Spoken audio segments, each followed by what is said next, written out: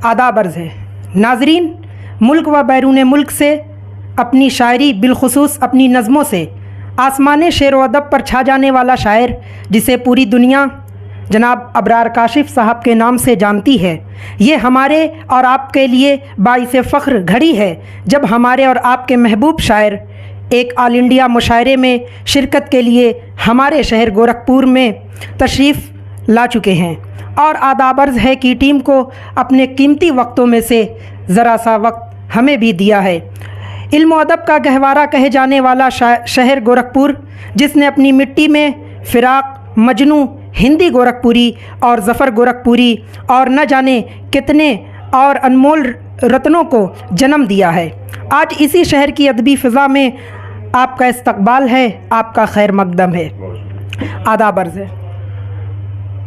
मैं सबसे पहले आदाब अर्ज़ के ज़रिए से आप तमाम अहलियान गोरखपुर को और शेर व अदब से मोहब्बत करने वाले दोस्तों को सलाम अर्ज़ करता हूँ और बहुत शुक्रिया अदा करता हूँ कि गोरखपुर ने इससे कबल भी जब मेरी शिरकत यहाँ हुई थी 2 मरतबा, तो अहलियान गोरखपुर ने मुझे बड़ी मोहब्बतों से नवाजा, जिसके लिए मैं उनका बेहद ममनून व मशकूर हूँ। बहुत शुक्रिया सर। मुशायरों में अब पहले जैसी रौनक नहीं रही, इसकी क्या वजह है? क्या आप थोड़ा सा इसको एक्सप्लेन कर दीजिए। देखिए, मुशायरों में रौनक जैसी पहले नहीं रही आपने कहा, और अब जैसे पहले थी वो अब नहीं रही। आपका सवाल ये है, ऐसी बात नहीं है। असल में सोशल मीडिया का ज़माना है और मुख्तलिफ़ चैनल्स, दुनिया भर की मटेरियल आपको सोशल मीडिया पर मिल जाता है और लोगों के पास वक्त की कमी है। ज़माने की तेज़ रफ्तारी मेरा ख़्याल इसका सबसे बड़ा सबब है। इसकी सबसे बड़ी वजह है कि लोगों के पास महफ़िल में जाने के लिए उतना वक्त नहीं है। वो घर बैठकर और अपने हिसाब से अपनी फ़ुर्सत के लम्हात में किसी उनके मनपसंद शायर को वो यूट्यूब पे या और कहीं सर्च कर लेते हैं और लुत्फ़अंदोज़ होते हैं शायरी से। तो मुशायरों की महफ़िलों में सामाईन की कम तादाद की ये मैं एक वजह समझता हूँ। और रहा आपने रौनकों की बात, तो महफ़िलें तो अब भी आबाद हैं। हर ज़माने में उस वक्त भी महफ़िलें हुआ करती थी, अब भी महफ़िलें होती हैं, तो रौनक तो है। और रौनक ये किसी शायर के वजूद से नहीं है, बल्कि मुशायरों की रौनक ज़बान से है। और जिस ज़बान से मुशायरों की रौनक है उसका नाम है उर्दू, जिसे हम सब चाहते हैं और जो हिंदुस्तान की ज़बान है। बहुत खूब देखा नाजरीन, आपने किस तरह से अबरार काशिफ़ साहब ने हमारे पहले सवाल का जवाब दिया। तो चलिए बढ़ते हैं हम अपने दूसरे सवाल की तरफ। जैसा कि हमारे तमाम नाजरीन का भी ये सवाल रहा है कि आँखों पर आपके बहुत से अशार हैं, क्या आप बता सकते हैं इसकी क्या वजह है? ये बहुत मेरे ख़्याल से सबसे अच्छा सवाल रहेगा इस सेशन का। आदाब अर्ज़ वालों की ज़हीन और शरारत भरे इस सवाल का जवाब भी मैं यही देना चाहूँगा कि जहाँ तक इंसानी जो जिस्म है, खुदा ने जो हमें तख्लीक किया है और जो जिस्म हमें अता किया है, तो उस जिस्म के अंदर आँखें जो हैं वो एक पार्ट जो है, तो वो मुझे सबसे ज़्यादा अच्छा लगता है इंसानी जिस्म, किसी भी इंसानी जिस्म में, क्योंकि बहुत सी ऐसी चीज़ें हैं, बहुत से ऐसे जज्बात और एहसासात हैं जिनकी तर्जमानी हम ज़बान से नहीं कर पाते। उन एहसासात और उन जज्बात की तर्जमानी आँखें कर देती हैं, आँखें बोलती हैं। तो लिहाजा मेरा वो ऐसा मानना है। और शायद और ये कोई ऐसा कोई बना बनाया किसी मंसूबे के तहत की गई कोशिश नहीं है, बल्कि ये आँखों से मेरा इश्क है जो मुझे आँखों पर शेर कहने के लिए आमादा करता है। तो मेरा तीसरा सवाल ये रहेगा आपसे कि आपकी अदबी ज़िंदगी में ऐसी कौन सी तब्दीली रोनुमा हुई जिसकी वजह से बहैसियत एक नाज़िम मुशायरा अबरार काशिफ़ दब गया और एक शायर आप पर हावी हो गया? नहीं, ऐसी कोई बात नहीं है। नाज़िम के दबने या शायर के उभर जाने या शायर के दब जाने और नाज़िम के उभर जाने वाली ऐसी कोई मुकाबला करने वाली बात मैं नहीं समझता इसको। असल में मैं बुनियादी तौर पर तो शायर था, शायर हूँ और शायर ही रहूँगा। नाज़िम मुशायरा की जो बात है, तो ये तो मुझे महफ़िलों में जब शुरुआती दौर में मैं जब आया था मुशायरों में, तो यार दोस्तों ने घेर कर मुझे कहा कि आप कंडक्ट कर लीजिए मुशायरे को, आप या छोटी छोटी महफ़िलें उस वक्त में हुआ करती थी। تو یہ شوق مجھے وہاں سے آیا، اور اس کی وجہ اللہ نے جو آپ جو دیکھ رہے ہیں تو ایک جیسا بھی اس نے مجھے بنایا ہے اس کا زیادہ رول ہے، میں سمجھتا ہوں۔ وہ لوگ کہتے تھے کہ آپ اچھا بول لیتے ہیں، آپ کی آواز اچھی ہے، آپ کی ایک مکمل ایک پرسنالٹی ابھر کر آتی ہے، تو اس حساب سے مجھے بطور ناظم کے بلایا جانے لگا، اور میں اللہ کا شکر ادا کرتا ہوں کہ میں وہاں پر بھی کامیاب تھا، اور شاعر تو میں ہوئی، اور اللہ تعالیٰ نے مجھے بطور شاعر بھی کامیابی عطا کی ہے، اور اس زبان کی وجہ سے مجھے یہ سب عزتیں اور شہرتیں اور سب کچھ مجھے مل رہا ہے، تو میں شکریہ ادا کرتا ہوں اپنے رب کا، اپنے پروردگار کا۔ بہت شکریہ۔ جدید شاعری سے آپ کی کیا مراد ہے؟ غزلوں و دیگر اصناف سخن کے الفاظ آ رہے ہیں، کیا یہ اردو شاعری کے لیے خوش آئند ہے؟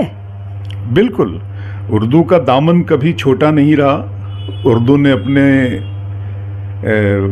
سینے میں، اردو زبان نے اپنی آغوش میں بہت سے دوسری زبانوں کے الفاظ کو سمویا ہے، اسی لیے اس کی خوبصورتی کی، اس کی کشش کی وجہ بھی یہی ہے۔ تو اردو نے ہمیشہ نئے لفظوں کو اور نئی زبان سے آنے والے لفظوں کو قبول کیا ہے، بس بات اتنی ہے کہ اس کو قبول عام کی سند اگر مل جاتی ہے اس لفظ کو، دوسرے کسی زبان کے لفظ کو اردو میں آ کر، تو وہ بات عام ہو جاتی ہے اور وہ محبوب ہو جاتی ہے۔ اور آپ نے پوچھا کیا بات تھی آپ کی؟ جدید شاعری سے آپ کی کیا مراد؟ میں شاعری کو میں روایت اور جدید اور اس طرح کے خانوں میں بہت زیادہ اس میں بانٹنے کا قائل نہیں ہوں۔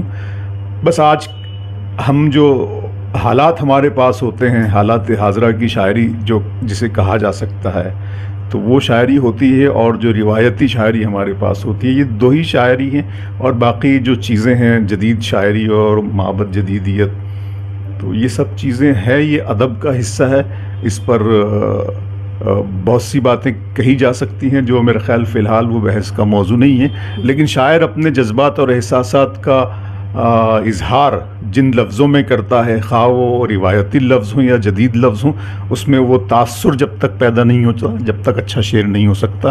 آپ جدید لفظ کا استعمال کر کے بھی تاثر پیدا کر سکتے ہیں، اور روایتی لفظ سے بھی حسن اور خوبصورتی آ جاتی ہے۔ شرط ہے آپ کا اظہار اور آپ کا تخلیقی رویہ کیا ہے۔ یہ آپ کی ابھی اردو زبان ایک نظم آئی ہے، وہ میں سننا چاہتا ہوں۔ یہ کہاں سے سنی؟ میں یہ پوچھنا چاہتا ہوں آپ سے، نظم آپ نے کہاں سے سنی؟ ہم نے یوٹیوب کے ہی ذریعے سنی۔ اچھا، تو وہ تو میں مشاعرے میں پڑھ دوں گا، وہاں آپ سن لیجئے گا اس نظم کو۔ میرا خیال ہے اس پر کافی وقت زیادہ ہو جائے گا، تو میں مشاعرے میں ضرور آپ کے حکم کی تعمیل کر دوں گا۔ ٹھیک ہے، تو ایک شعر آپ کو میں اس زبان سے جو میرا عشق ہے اس کے لیے میں ایک شعر اپنا سنانا چاہتا ہوں کہ محبت نام رکھوں گا نہ خوشبو نام رکھوں گا، محبت نام رکھوں گا نہ خوشبو نام رکھوں گا، خدا نے مجھ کو بیٹی دی تو اردو نام رکھوں گا۔ تو اردو سے میری والہانہ محبت اس حد تک ہے کہ میں یہ چاہتا ہوں کہ اپنے بچوں کا نام بھی، بیٹی کا نام بھی اردو رکھوں۔ جی بہت شکریہ۔ تو میرا آخری سوال آپ سے یہ رہے گا کہ ایک زمانہ تھا جب مشاعرے کے اسٹیج پر عمر قریشی، ثقلین حیدر، ملک زادہ منظور احمد اور ڈاکٹر انور جلال پوری صاحب کی طوطی بولتی تھی، موجودہ دور میں کیا ایسا کوئی چہرہ ہے جو اس کی خالی جگہ کو پر کر سکتا ہے؟ یہ ایسی کوئی بات نہیں ہے، ہر زمانے میں ہر صاحب اسلوب نے، صاحب فن نے اور صاحب علم شخصیتوں نے ہمیشہ مشاعروں پر اور بحیثیت ناظم مشاعرہ حکمرانی کی ہے۔ ملک عمر قریشی کا اپنا دور رہا ہے، ثقلین صاحب کا اپنا دور رہا ہے، اور ملک زادہ منظور احمد صاحب، اس کے بعد انور جلال پوری۔ ابھی بھی ہمارے کئی دوست ہیں آج کے جو مشاعرے کے کنڈکٹ کر رہے ہیں، جو ندیم فرخ صاحب ہیں، معین شاداب صاحب ہیں، یہ لوگ ہیں، اور یہ حقیر بھی کچھ بولنا جانتا ہے۔ تو ایسا کچھ ہے نہیں کہ ان کا، لیکن ہم سب لوگوں نے ان سے سیکھا ہے، وہ ہمارے بڑے ہیں، بلکہ بہت سے ایسے تخلیقی جملے ہیں۔ میں آپ کو بتا دوں کہ ڈاکٹر ملک زادہ منظور احمد صاحب میرے، اور انور جلال پوری صاحب، یہ دو میرے پسندیدہ ناظم مشاعرہ ہمیشہ سے رہے ہیں، کیونکہ یہ علم و ادب کا سمندر تھے۔ اور ان کے جملوں میں جو تخلیقیت ہوا کرتی تھی میں اس سے بہت محظوظ ہوتا تھا، اور میں نے ان دونوں حضرات سے بہت سیکھا بھی ہے۔ تو آپ نے کہا ہے کہ اس دور میں کوئی، تو ایسی بات نہیں ہے، ہر دور میں لوگ آتے ہیں، سب اپنا کام کر رہے ہیں، اور آج بھی جو ناظم و شاعر ہیں جیسے میں نے نام لیے ہیں تو یہ بھی اپنی جگہ کمال لوگ ہیں۔ تو ہمارے ناظرین کے لیے کچھ آپ اگر سنا دیں، اور بالخصوص ہمارے ایک رامیش بھائی ہیں، یہ آپ کو بہت پسند کرتے ہیں اور آپ کا بہت شکریہ ادا کرتے ہوئے آپ سے کچھ سننا پسند کریں گے۔ جی رامیش بھائی بہت بہت شکریہ۔ میں صرف یہ شعر سنانا چاہتا ہوں کہ میرا ارماں میری خواہش نہیں ہے، میرا ارماں میری خواہش نہیں ہے، یہ دنیا میری فرمائش نہیں ہے، میں تیرے خواب واپس کر رہا ہوں، میری آنکھوں میں گنجائش نہیں ہے۔ بہت خوب، بہت شکریہ۔ چلیے ناظرین، اسی کے ساتھ ہم اپنا انٹرویو کو یہیں ختم کرتے ہیں۔ بہت شکریہ، آداب۔